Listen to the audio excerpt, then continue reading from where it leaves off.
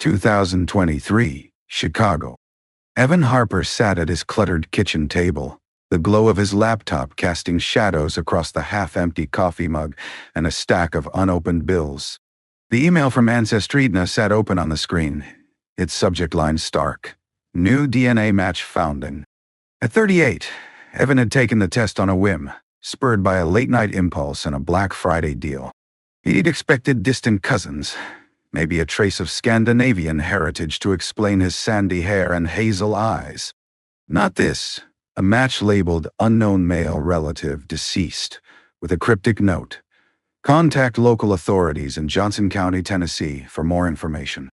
Underwing. Evan's fingers hovered over the keyboard, his heart thudding. Deceased. The word felt heavy, like a stone dropped into still water. His mother, Diane Monroe, had died in 2019, her secrets locked away in a life of quiet reserve. She'd raised him alone in Chicago, never speaking of his father beyond a fleeting. He's gone, Evan. Let it go. No photos, no name, just a void where a man should have been. Now, this match, a relative close in a town he'd never heard of. He Googled Johnson County, Tennessee, pulling up images of rolling hills, dense forests, and a speck of a town called Red Hollow. A 1978 article from the Red Hollow Gazette caught his eye. An unidentified man found dead near railroad crossing. The details were sparse. A man about 30 found in a ditch by the tracks. No ID, no wallet, just a denim jacket and a pack of Winstons. Buried as John Doe in the public cemetery, forgotten by all but one. Clara Vance, a young reporter who dogged the case for years, her billings pleading for leads that never came. Evan's breath caught. 1978. The year his mother had left Red Hollow, pregnant with him, never to return. He clicked through Clara's articles, her prose sharp and desperate, describing the man's scuffed boots, the faint scar on his left hand, the unanswered question of who he was. Evan's hand drifted to his own left hand, tracing a thin scar from a childhood fall. Coincidence, he told himself, but the email's weight grew heavier. He dialed the number listed in the Ancestry.na note, his voice steady despite the knot in his chest. Johnson County Sheriff's Office, a gruff voice answered. Evan explained the match, the email, his mother's connection to Red Hollow. The deputy, sounding bored, promised to pull a John Doe file and suggested he contact Clara Vance, now retired but still living in town. She's the one who never let it go, the deputy said. If anyone knows anything, it's her. Evan hung up, his mind racing. Red Hollow was a 10-hour drive from Chicago. He could be there by tomorrow. He thought of his mother's silence, her faraway look when he'd asked about his father. Was this man John Doe his father? And if so, why had no one claimed him? 1978, Red Hollow. The summer of 1978 was thick with heat, the kind that clung to your skin and made the air shimmer over Red Hollow's dirt roads. Diane Monroe, 22, stood by the railroad crossing, her sundress damp with sweat, her dark hair pulled into a loose braid. She waited for him. James, the man she wasn't supposed to love. He was 29, a drifter who'd rolled into town a year ago, working odd jobs at the lumber mill and living in a rented room above the diner. His gray eyes held a quiet intensity, his voice soft but sure, and Diane had fallen hard, despite her father's warnings. "Stay away from that boy," her father, Sheriff Earl Monroe, had growled, his badge glinting in the kitchen light. "He's trouble, Diane. No roots, no future." But James wasn't trouble, not to her. He was freedom, a glimpse of a world beyond Red Hollow's stifling grip, where her father's word was law and her mother's silence was complicity. They met in secret by the tracks or in the woods where the pines whispered cover. James would bring her wildflowers, his calloused hands gentle as he tucked them behind her ear. "One day, we'll leave," he'd say, his voice a promise. "Chicago, maybe. Start fresh." Diane believed him, her heart swelling with dreams of a life unbound by her father's shadow. But that night, August 17th, James didn't show. Diane waited until the crickets fell silent, The moon high, her hope curdling into fear. She walked home, her sandals kicking up dust, unaware that a mile away, James lay in a ditch by the tracks, his denim jacket stained with blood, his gray eyes staring at nothing. The train's whistle had drowned out any scream, and by morning he was John Doe, a stranger to the town that had never truly known him. 2023, Chicago. Evan packed a duffel bag. Jeans, a flannel shirt, his mother's old address book, its pages yellowed but intact. He found a photo tucked inside, one he'd rarely seen. Diane, young and smiling, standing by a railroad crossing, a wildflower in her hair. Her eyes held a light he had never known, a joy that had faded by the time he was born. He slipped the photo into his wallet, his resolve hardening. Red Hollow held answers, and he wouldn't stop until he found them. He called Clara Vance, her voice crackling through the phone, sharp despite her 70 years. "You're a Diane's boy?"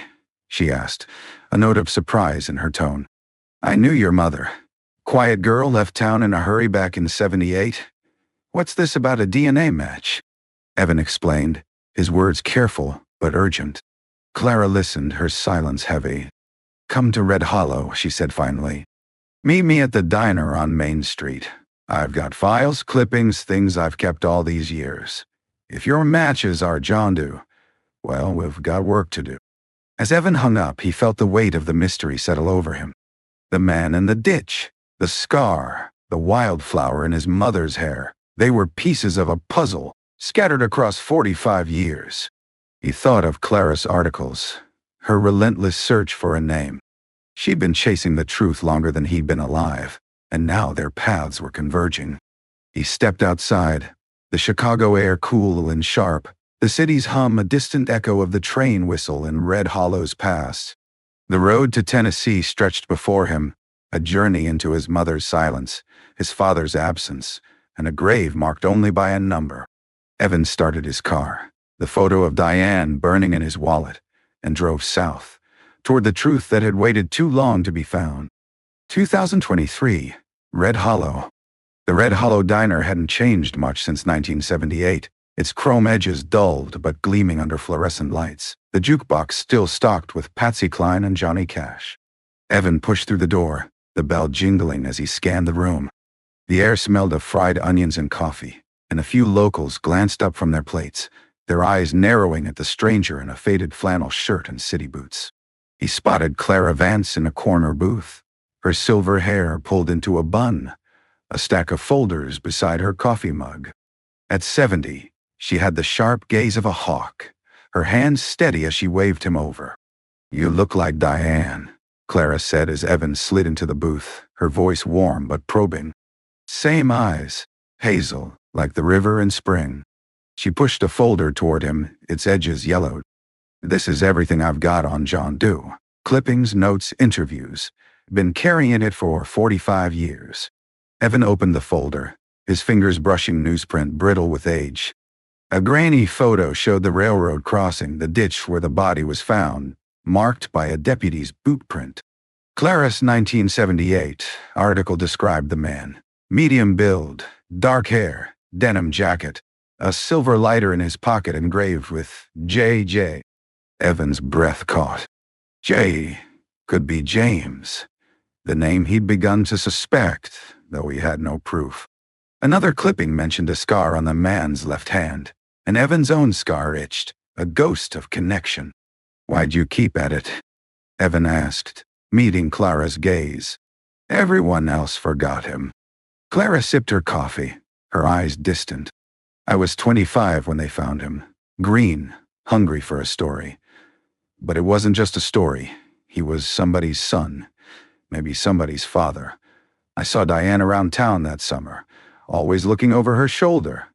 When she left, I wondered, but I never had proof." Evan pulled the photo of his mother from his wallet, the one by the railroad crossing, a wildflower in her hair. This was her in '78. She never talked about my father. Think this man, John Doe, was him. Clara studied the photo, her lips tightening. Could be. Diane was tight with a fella named James Wyatt, worked at the mill. Drifter kept to himself. Folks didn't like him much, Earl Monroe. Her daddy liked him less. Sheriff back then, mean as a snake. If James was your man, something went wrong that summer. Evan's heart raced. James Wyatt. A name, finally. What happened to him after Diane left? Clara shrugged, but her eyes held a shadow. Vanished. Mills said he quit, moved on. But I saw him the week before they found John Doe at the tracks, looking nervous. Never saw him again. The diner's jukebox clicked, crazy filling the silence. Evan flipped through the folder, finding a sketch Clara had made of the lighter, the Yogi etched in looping script. Where's this lighter now? Sheriff's evidence locker, or it was. Earl Monroe ran a tight ship. Things went missing if they didn't suit his story. Clara leaned forward, her voice low. Go to the cemetery, Evan. See the grave. Sometimes stand in there. It clears your head. 1978. Red Hollow. Diane slipped out of the house at dusk, the August air heavy with the scent of cut grass and diesel from the mill. Her father's patrol car was gone, her mother at church, leaving the house quiet but watchful. She wore her favorite sundress, blue cotton with white daisies, and carried a folded letter in her pocket, James' handwriting, promising they'd leave soon. Her heart fluttered, a mix of fear and hope, as she hurried to the railroad crossing. James was there, leaning against a pine, his denim jacket open over a faded t-shirt, a cigarette glowing between his fingers. His dark hair was mussed, his gray eyes troubled. Diane, he said, his voice low, pulling her into a hug. She melted into him, the world softening for a moment. You're late, she teased, but her smile faded at his tension. What's wrong? He glanced down the tracks where the mill's lights flickered. Your daddy's been sniffing around. Asked me questions at the diner about us. He knows, Diane. Her stomach twisted. Earl Monroe's temper was a storm, his badge a weapon. He can't stop us, she said, her voice fierce. We'll leave tomorrow. Chicago, like you said. James nodded, but his eyes were distant.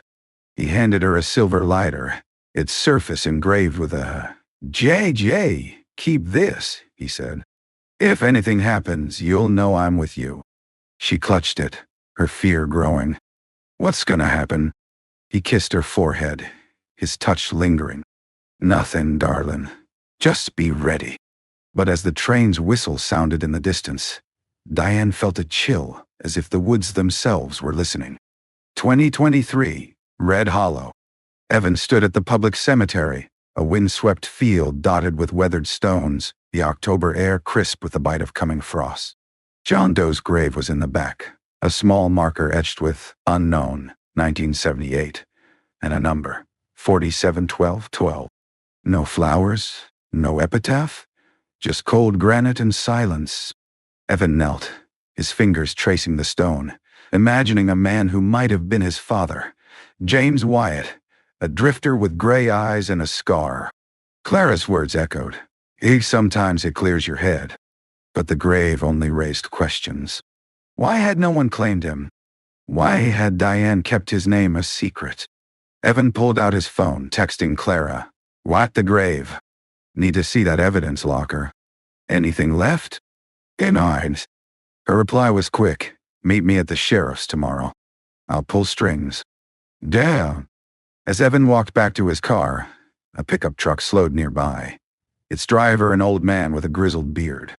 You Diane's boy, he called, his voice rough. Saw you at the diner. Name's Roy. Worked at the mill in '78. Knew James Wyatt. Evan's pulse quickened. What do you know about him? Roy's eyes narrowed, wary. Good man, but he crossed the wrong folks. Talked about leaving with a girl. Diane, I reckon. Then he was gone. Sheriff said he skipped town, but I saw Earl's car by the tracks that night. Didn't sit right. Before Evan could ask more, Roy drove off, leaving dust and doubt. Evan gripped the photo of his mother, the wildflower a faint echo of her youth. James Wyatt, John Doe, Earl Monroe. The pieces were circling, but the truth was still hidden in Red Hollow's shadows. 2023, Red Hollow. The Johnson County Sheriff's Office smelled of stale tobacco and damp carpet, its walls lined with faded certificates and a corkboard of missing pet flyers.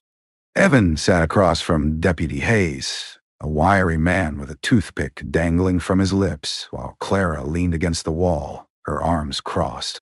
The John Doe file lay open on the desk, its contents meager: a coroner's report, a few Polaroids of the crime scene, and Clara's old sketch of the silver lighter. The lighter itself was gone, misplaced years ago, Hayes said, avoiding their eyes. Evan studied the Polaroids, the grainy images showing a man sprawled in the ditch, his denim jacket dark with blood, his face blurred by shadow. The coroner's report listed cause of death as blunt force trauma, possibly a hit and run, but the lack of tire marks raised doubts. A handwritten note in the margin, in Earl Monroe's tight scrawl, read, "Transient." No further action. Evan's jaw tightened. His grandfather, the sheriff, had buried the case as quickly as the body. "This is all you've got?" Evan asked, his voice sharp. "A man dies and you lose the only evidence." Hayes shrugged, his toothpick bobbing. "Earl was thorough. If he said it was a hit and run, it was. Things got lost. Happens in small towns." Clara's voice cut in, dry as kindling. "Earl was thorough, all right. Thoroughly crooked. I tried to get that lighter in '79, but he stonewalled me. Said it was irrelevant." Evan's mind flashed to Roy's words at the cemetery. "I saw Earl's car by the tracks that night." He leaned forward, his eyes on Hayes. "What about James Wyatt? Mill worker, disappeared in '78. Any record of him?" Hayes flipped through a separate file, his movements slow. "Wyatt, yeah. Quit the mill August '78. No forwarding address. No criminal record. Just another drifter." Clara snorted. "Drifter? My foot. James was sweet on Diane Monroe, Earl's daughter. He didn't just leave." Hayes's eyes flicked to Clara, a warning glint. "Careful, Clara. Earl's been gone 20 years, but his kin are still around. Don't stir up old grudges." Evan's heart pounded. "I'm his kin, too. Diane was my mother. If James was my father, I deserve to know what happened." Hayes sighed, pushing the file toward him. "Take a look, but don't expect miracles. That case is colder than the grave." Outside, Clara lit another cigarette, her hands steady despite the chill October wind. "Earl covered something up," she said, exhaling smoke. "James didn't quit. He was erased. We need to talk to folks who were around then. Millie Carter, the librarian, knew Diane. And maybe Roy, if he'll talk." Evan nodded, clutching the Polaroids he'd borrowed from the file. "What about the lighter? My mom had one like it. Silver, with a AGA. She kept it hidden, but I saw it once." Clara's eyes widened. "You still got it?" "No," Evan admitted, his chest tight. "Lost it when we moved after she died, but it's proof she knew him." Clara stubbed out her cigarette. "Then we find other proof. Meet me at the library tomorrow. Millie's got archives, letters, maybe, or diaries." 1978, red hollow. Diane sat on her bed, the silver lighter in her hands, its J catching the lamplight. James hadn't shown up at the tracks for 3 days, and her fear had hardened into dread. She'd gone to the mill, but the foreman said James had quit. His room above the diner empty. His few belongings gone. No note, no trace, just absence. Her father's patrol car was parked outside, its presence a silent threat. And her mother's eyes avoided hers, heavy with unspoken truths. Diane slipped the lighter into her nightstand, next to a letter James had written. "Meet me Friday, by the tracks. We'll leave for good."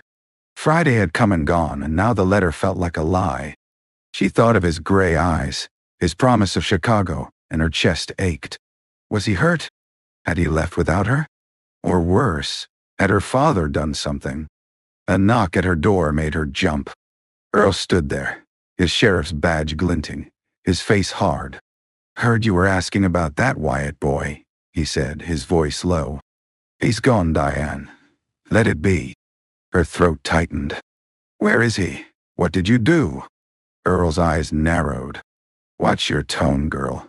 He was no good for you. You're better off." He turned to leave, but his pause at the door felt like a warning. Diane waited until the house was silent, then crept to the phone, dialing the diner. "Clara Vance," the reporter answered, her voice bright despite the late hour. "Diane, what's wrong?" "James is missing," Diane whispered, her voice trembling. "Something's not right. Can you help?" Clara's tone sharpened. "Meet me tomorrow at the library. Bring anything he gave you." Diane hung up, the lighter's weight a lifeline. She didn't know what had happened, but she knew her father's hands weren't clean. 2023, Red Hollow. Evan drove to his motel, the Polaroids on the passenger seat, their images burned into his mind. The man in the ditch, James, maybe his father, had been left to rot, his name stripped away. Evan thought of his mother's silence, her lighter, the wildflower photo. Had she known? Had she run because she couldn't face the truth? He pulled out his laptop, searching for James Wyatt online. Nothing. No records, no family, just a ghost. But Clara's words echoed. Earl covered something up. Evan opened his mother's address book, its pages filled with names from Red Hollow. Millie Carter, the librarian, was listed, her number still active. He dialed, his heart racing. "Millie, this is Evan Harper, Diane's son. I'm in town looking into a man named James Wyatt. Can we talk?" Millie's voice was soft, hesitant. "Diane's boy. It's been years. Come to the library tomorrow. I might have something for you." Evan hung up, the mystery tightening around him. The railroad crossing, the lighter Earl's shadow. They were all connected, and Red Hollow's secrets were starting to crack. 2023, Red Hollow. The Red Hollow Public Library was a squat brick building, its windows fogged with October's chill, its shelves sagging under decades of books and secrets. Evan pushed through the door, the smell of old paper and mildew hitting him like a memory. Clara was already there, flipping through a box of microfilm, her glasses perched on her nose. Millie Carter, the librarian, stood behind the counter, her white hair in a neat bun, her hands trembling as she sorted a stack of papers. At 75, she moved slowly, but her eyes were sharp, flickering with unease as Evan approached. "You're Diane's boy," Millie said, her voice soft but warm. "You've got her look, quiet, but stubborn. What's this about James Wyatt?" Evan set the Polaroids on the counter, the John Doe's blurred face staring up.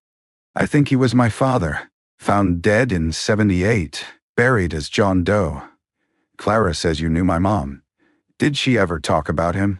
Millie's hands stilled, her gaze dropping to the photos. "Diane was my friend back then. She was different that summer. In love but scared. James was kind, worked hard, but Earl didn't approve. When James vanished, Diane was heartbroken. Left town soon after, never said why." Clara looked up from the microfilm. "Millie, you kept her letters, didn't you? Diane wrote you after she left." Millie hesitated, then nodded. "They're in the back in the archives. Personal, though. Not sure I should." "Please," Evan said, his voice raw. "I need to know who he was. For her." Millie sighed, leading them to a small room packed with boxes and file cabinets. She pulled a folder labeled Monroe, D. Its contents a handful of letters in Diana's looping script. Evan opened the first, dated September 1978, postmarked Chicago. "Millie, I'm safe, but I can't come back.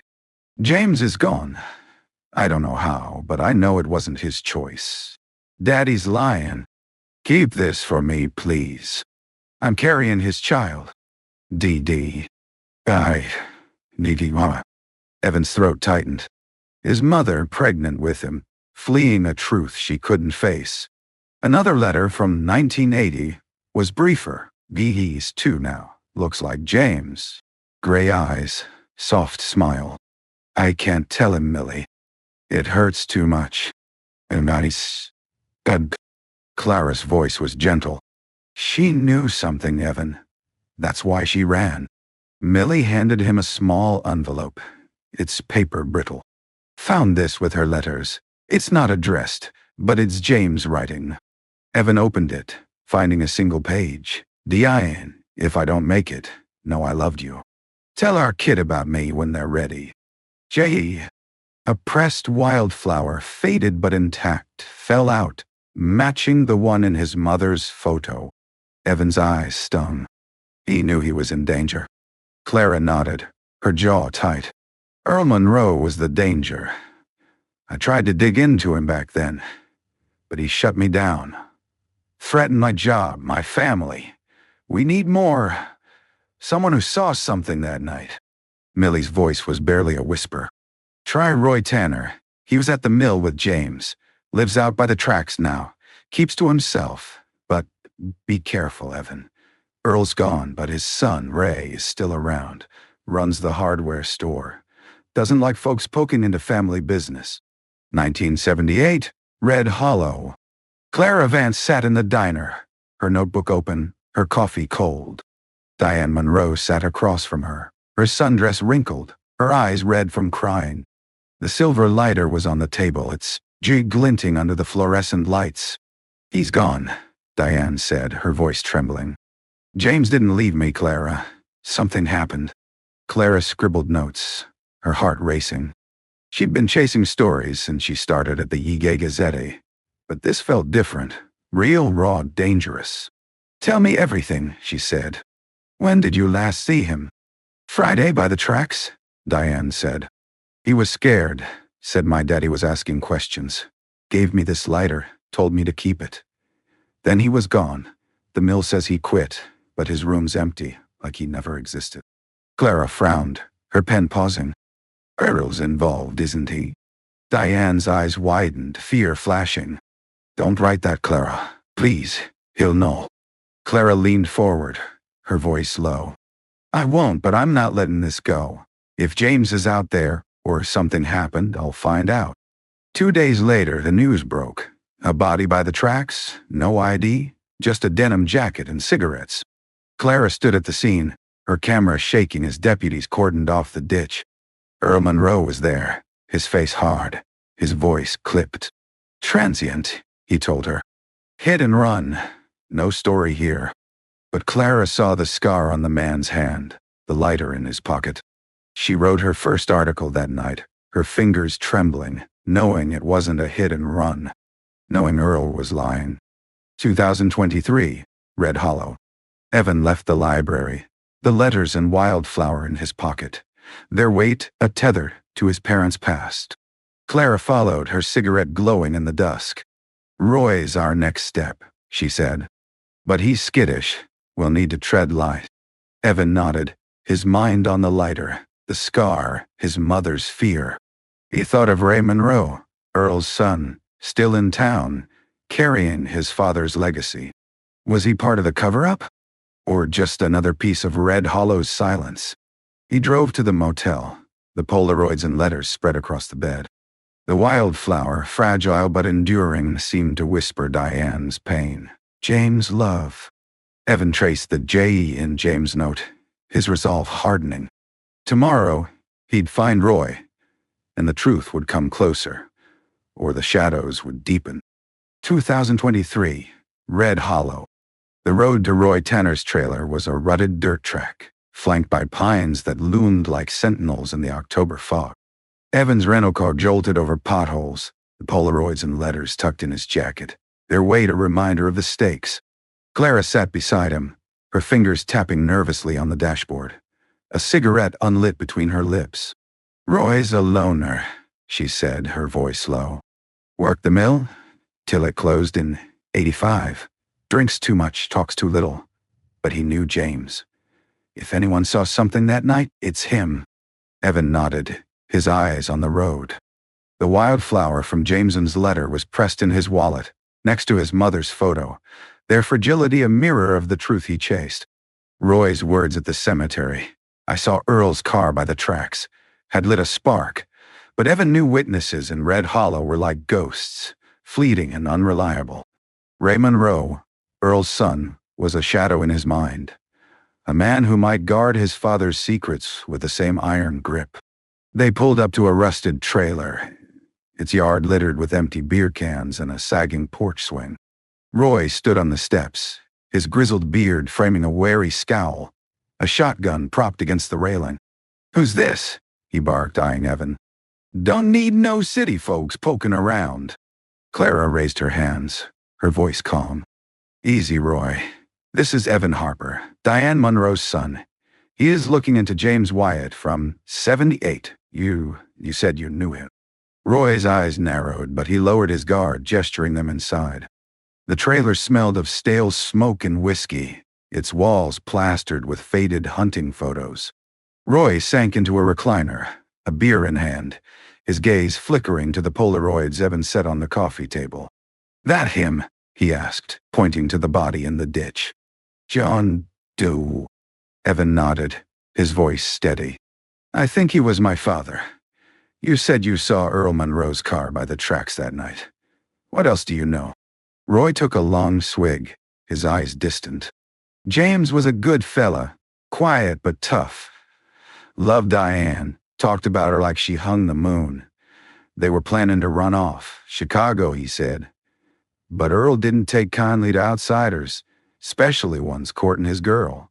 Night James went missing. I was leaving the mill. Saw Earl's cruiser parked by the tracks. Lights off. Heard voices, angry ones, then a thud. Evan's heart raced. "You heard a fight? Did you see James?" Roy shook his head, his voice rough. "Didn't see him, but I knew. Next day they found that body, and Earl called it a hit and run. Bullshit. No tire marks, no skid. James didn't just die. He was killed." Clara leaned forward, her notebook open. "Why didn't you tell me back then, Roy? I was chasing that story." Roy's eyes darkened. "Earl had a way of making folks quiet. Lost my job once for talking too much. He'd have done worse if I'd gone to you." Evan's hands clenched, the scar on his left hand itching. "What about the lighter? Silver with a J?" Roy frowned, thinking. James had one like that. Used to flick it when he was nervous. Never saw it after he was gone. Clara's voice was sharp. "Earl took it, didn't he? Like he took everything else that pointed to James." Roy shrugged, but his silence was answer enough. He glanced at Evan, his voice softening. "Diane left 'cause she knew, son. She couldn't stay in a town that killed her man. 1978, Red Hollow." Diane stood in the library, her hands trembling as she handed Clara the silver lighter and James' letter. The air was thick with the scent of old books, the hum of fluorescent lights, a faint echo of her fear. "He's gone," she said, her voice breaking. "My daddy's lying, Clara. I know it." Clara took the lighter, its cool against her palm. "I'll look into it," she promised, her eyes fierce. "But you need to be careful, Diane. Earl's not just your father. He is the law." Diane nodded, her sundress clinging to her skin in the August heat. She'd found a pregnancy test in her bag that morning, its result a faint blue line that changed everything. She hadn't told James, hadn't had the chance. Now with him gone, the child was all she had left, a secret she'd protect at any cost. That night she packed a bag, her mother's silence deafening as she watched from the doorway. "You're making a mistake," her mother said, her voice flat. "Your daddy's just protecting you." Diane's eyes stung, but her resolve was iron. "He's protecting himself." She slipped the lighter into her pocket, the wildflower from James pressed in her Bible, and left Red Hollow under cover of darkness, the train's whistle a mournful goodbye. 2023, Red Hollow. Evan left Roy's trailer, the fog thicker now, swallowing the pines in a gray haze. Clara lit her cigarette, her face grim. "Earl killed him," she said, exhaling smoke. "Or had him killed. Roy's story fits, voices, a thud, no tire marks. But we need proof." Evan's mind raced. The lighter a missing link, the wildflower a fragile clue. "Ray Monroe," he said. "Earl's son. He was what, 10 and 78? He might know something." Clara nodded, but her eyes were wary. "Ray's touchy about his daddy's name. Runs the hardware store, keeps a tight circle. We'll need to be careful." Evan pulled out his mother's photo, the wildflower in her hair a mirror of the one in James' letter. She ran bits because she knew, he said, his voice raw. She carried his child, me, and never told me why. Clara's hand rested on his arm, her voice soft. We'll find the truth, Evan, for her, for him. As they drove back to town, the railroad crossing loomed ahead, its rusted tracks a scar on the earth. Evan felt the weight of 45 years, the silence of a grave, and the name that might finally be his. The mystery was tightening, and Red Hollow's secrets were starting to bleed. 2023, Red Hollow. The Monroe hardware store stood on Main Street, its faded sign creaking in the October wind, its windows cluttered with rakes and paint cans. Evan pushed through the door, the bell jangling, his heart thudding as he scanned the aisles. Clara had stayed at the diner, digging through old Gazette archives, but Evan couldn't wait.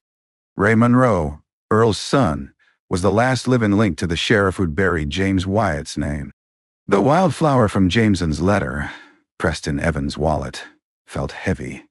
A silent accusation against the man who'd shaped Red Hollow's silence. Ray was behind the counter, a burly man in his mid-50s, his flannel shirt rolled up to reveal a tattoo of a sheriff's star. His eyes, a cold blue like Earl's in old photos, narrowed as Evan approached. "You the fella asking about 78?"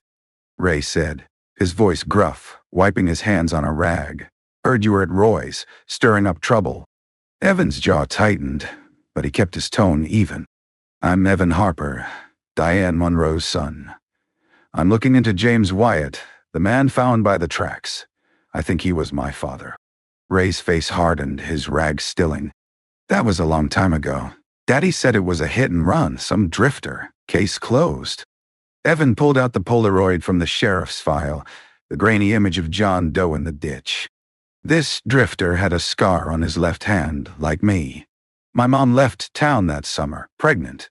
Your father knew something, Ray, so do you?" Ray's eyes flicked to the photo, a muscle twitching in his jaw. "You're barking up the wrong tree, boy." Diane ran off, 'cause she was wild, always chasing trouble. James Wyatt was no good, Daddy warned her. Evan leaned forward, his voice low. "Roy Tanner saw Earl's car by the tracks that night. Heard a fight. No tire marks, no hit and run. What did your father do?" Ray slammed the rag on the counter, his voice rising. "You watch your mouth. My daddy kept this town safe. If he said Wyatt left, he left. Now get out before I make you." A customer glanced over, and Ray forced a smile, his eyes still cold. Evan didn't move, his heart racing. "My mom kept a lighter silver with a JJ. James gave it to her. It was in the evidence locker. Where is it now?" Ray's face paled, but he recovered quickly. "Don't know nothing about no lighter. You're digging up ghosts, Harper. Let him rest."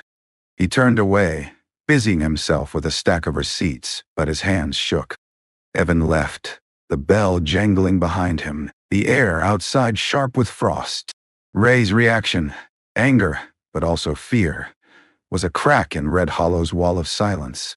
He texted Clara, "Ray's hiding something." Mentioned the lighter.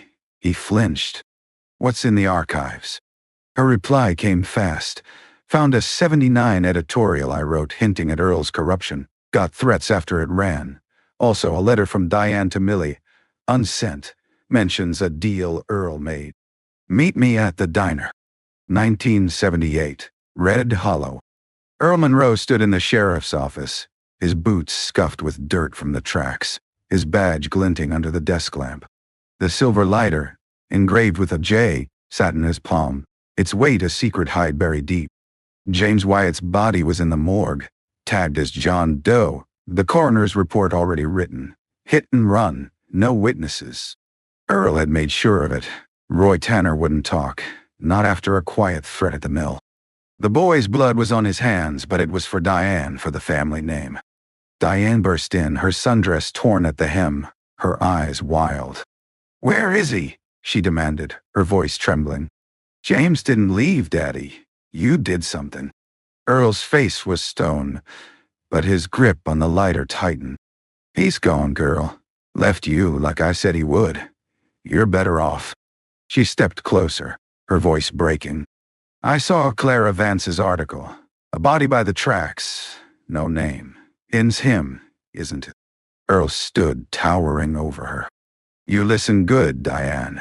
That was a drifter, nobody. You keep pushing, you'll ruin us all. Go home, pack your things, and leave this alone."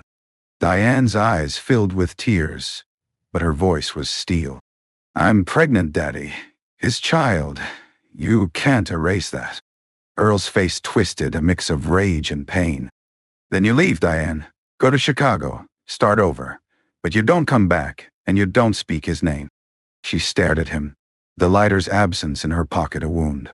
She turned and left, the door slamming, her father's shadow stretching long behind her. 2023, Red Hollow.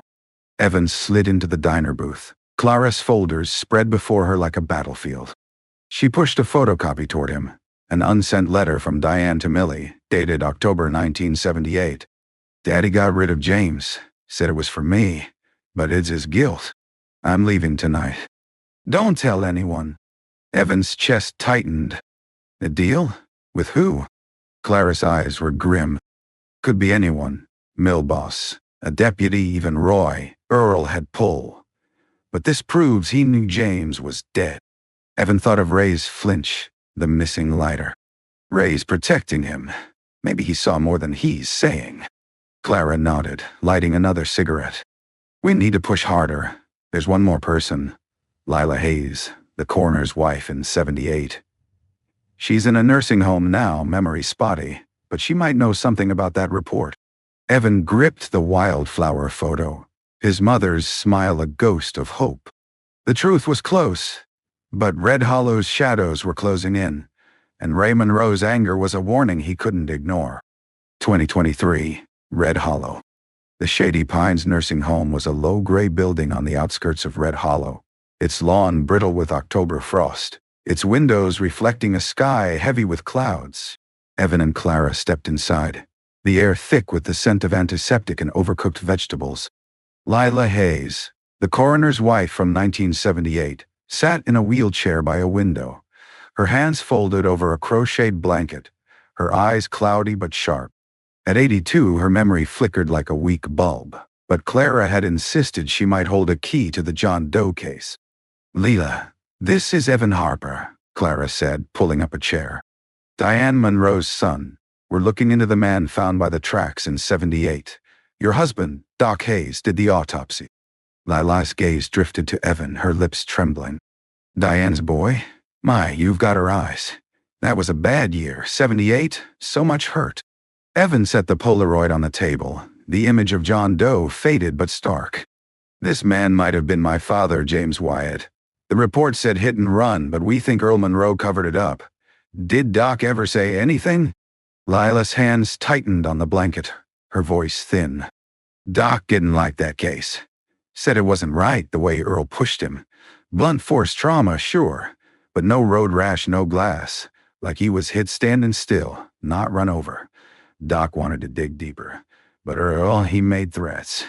Said we'd lose the house if Doc didn't sign off." Evan's heart pounded. "Threats? What kind?" Layla's eyes darted to the window, as if Earl's ghost lingered outside. Earl was the law. Nobody crossed him. Doc kept a journal, wrote it all down. Dates, cases, things he couldn't say out loud. After that body, he wrote about a lighter, silver, with a GAE. Said Earl, took it from the scene. Told him to forget it. Clara leaned forward, her notebook open. "Where's that journal now, Lila?" Lila's face crumpled, her voice a whisper. "Burned it after Doc died in 85. I was scared. Earl's boy, Ray, was always around, watching. But I kept one page, hid it in my Bible. It's at home, with my daughter." Evan's breath caught. A page from Dosie's journal could be proof. Proof Earl tampered with evidence. Proof James was murdered. "Can we get it?" he asked, his voice urgent. Lila nodded, her hands shaking. "Call my daughter, Jenny. She'll find it. But be careful, son. Red Hollow don't like its secrets told." Outside, Clara lit a cigarette, her face grim. Dorsey's journal page could crack this wide open, but Ray's gonna hear we're poking around. He's got ears everywhere. Evan clutched the wildflower photo, his mother's smile a fading light. We need that page, and we need to confront Ray again. He knows where the lighter is. Clara nodded, exhaling smoke. Jenny lives in town. Let's go now before Ray gets wind of this. 1978, Red Hollow. Clara stood by the railroad crossing, her camera heavy around her neck, the August air thick with mosquitoes and dread. The body was gone, taken to the morgue, but the ditch still held the shape of James Wyatt's fall, the grass matted with blood. Earl Monroe's deputies patrolled the scene, their eyes hard, their voices low. Clara snapped photos, her hands steady despite the fear curling in her gut. She'd seen the lighter in Earl's hand, the G glinting before he pocketed it. She'd heard Doc Hayes mutter, "This ain't no hit and run," before Earl silenced him with a look. Back at the Gazette, Clara typed her article, her fingers trembling. "The unidentified man found dead near tracks," she wrote, careful not to name James, not to point fingers. But her questions burned. Why no tire marks? Why was Earl so quick to close the case? She thought of Diane, her friend's tear-streaked face, the lighter she'd shown her. Diane was gone now, vanished like James, and Clara knew it wasn't coincidence. Earl stopped by the office that night, his badge glinting, his voice cold. "Drop this, Clara," he said, leaning over her desk. "No good comes from digging up strays." Clara met his gaze, her heart racing. Somebody loved that man, Sheriff. Somebody's waiting for him. Earl's smile was a blade. Not anymore. 2023, Red Hollow. Evan and Clara drove to Jenny Hayes' house, a tidy ranch on the edge of town, its porch lit by a single bulb. Jenny, a weary woman in her 50s, handed them a folded page, its edges brittle, torn from a leather-bound journal. "Mama said to give it to you," she said, her voice tight. "But don't bring trouble to my door." Evan unfolded the page, Doss handwriting small but clear. August 18th, 1978. John Doe male, 30. Blunt force trauma, skull fracture, no vehicular evidence. Sheriff Monroe took silver lighter, engraved J from scene. Ordered hit and run ruling. Suspect foul play, but cannot pursue. EM threatened my family. Clara's eyes widened. "This is it, Evan. Proof Earl tampered with the case. We've got him." Evan's heart raced, but his voice was grim. "Not yet. We need the lighter. Ray knows where it is."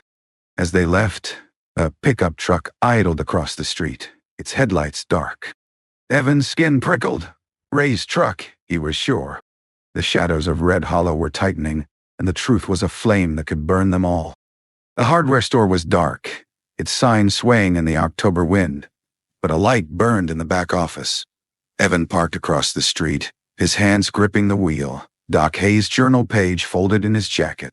Clara sat beside him, her cigarette unlit, her eyes fixed on the store. "Ray's in there," she said, her voice low. "He knows we're close. This could get ugly."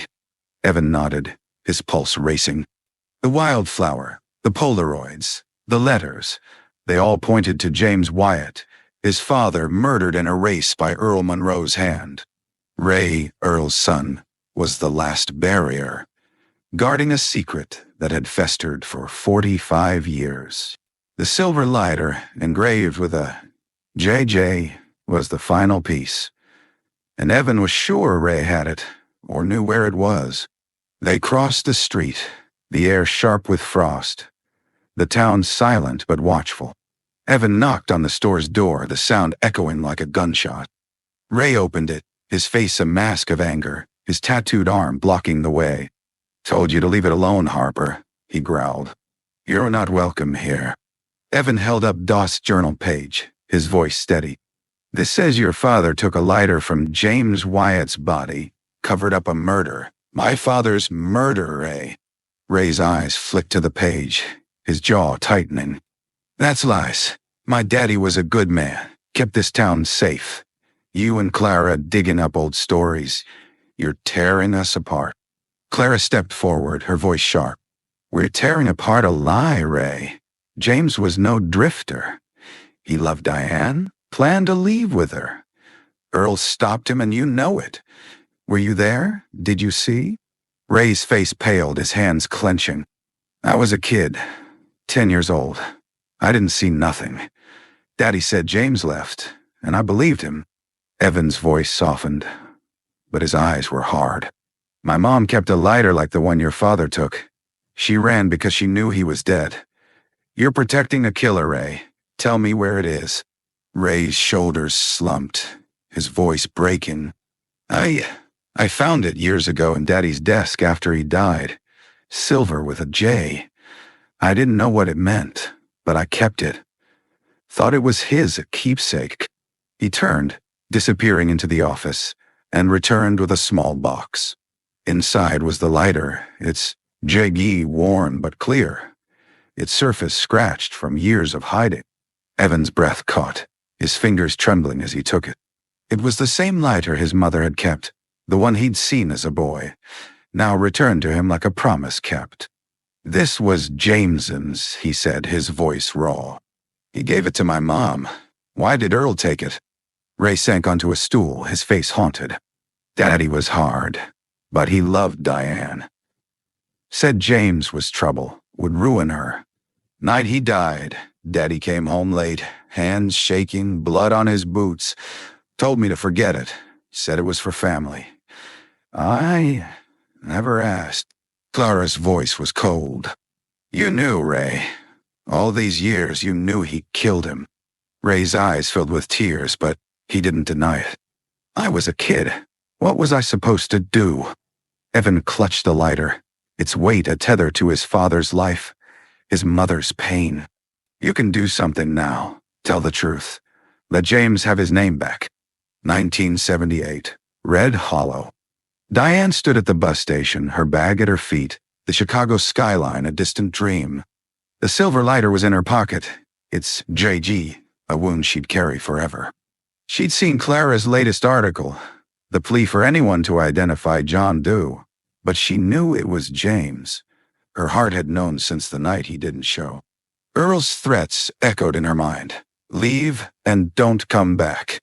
She'd left, not for herself, but for the child growing inside her, the piece of James she'd protect at any cost.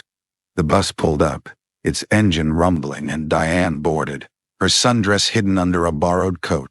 She pressed the wildflower from James' letter to her lips, a silent vow to keep his memory alive, even if she couldn't speak his name. As Red Hollow faded behind her, she whispered, I'll tell him, James, one day. 2023. Red Hollow. Evan left the hardware store, the lighter in his pocket, Ray's confession a heavy truth. Clara followed, her face grim but triumphant. We've got it, Evan, she said, lighting a cigarette. The lighter, Dorsey's journal, Roy's story, Ray's admission. It's enough to reopen the case. Evan nodded, but his heart was heavy. James Wyatt wasn't just a name now. He was a man, a father, a love stolen by Earl's rage.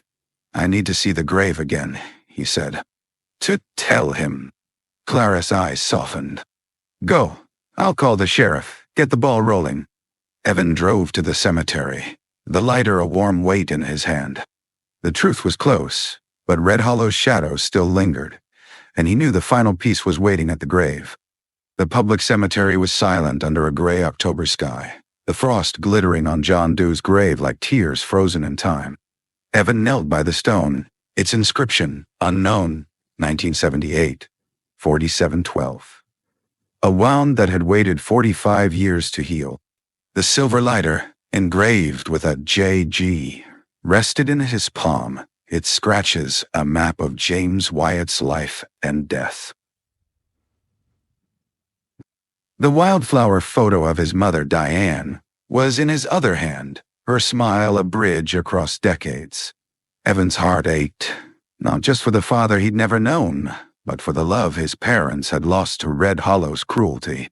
James, he whispered, his voice breaking. I found you. I know your name. He set the lighter on the grave, a small offering, and pressed his hand to the stone. imagining his father's gray eyes, his soft smile. Mom loved you. She kept you with her always. The wind stirred, carrying the scent of pine and earth, and for a moment, Evan felt a warmth, as if James' presence lingered in the air. He thought of Diane, her silence a shield to protect him from Earl's shadow, her lighter a secret she couldn't share. He thought of Clara, her 45-year fight for a stranger's name, and Ray, broken by his father's guilt. The truth was heavy, but it was his to carry now. Clara arrived, her coat flapping in the wind, a folder under her arm. "Sheriff's reopening the case," she said, her voice steady.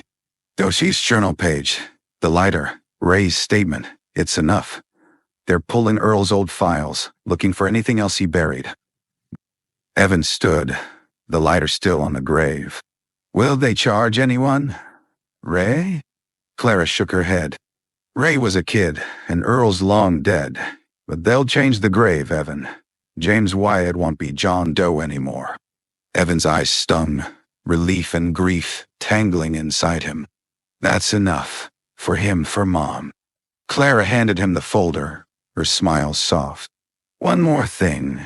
Millie found this in the library archives, tucked in an old book. It's for you." Evan opened it, finding a letter in Diane's handwriting, dated 2018, a year before her death. "Evan, if you're reading this, you found him.